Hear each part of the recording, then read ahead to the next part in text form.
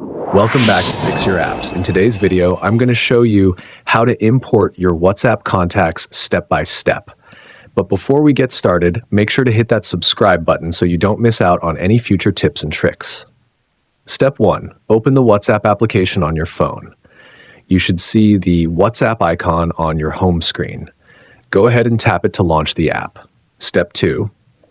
Once you're in, navigate to the plus icon at the bottom of the screen. It's usually in the center or lower right, depending on your phone.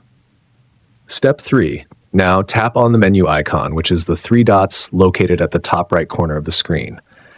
This will open a menu with several options. Step 4. From that menu, select Refresh. This will update your WhatsApp contacts list and sync it with any new phone contacts you've added recently. Step 5. After refreshing, tap on New Contact.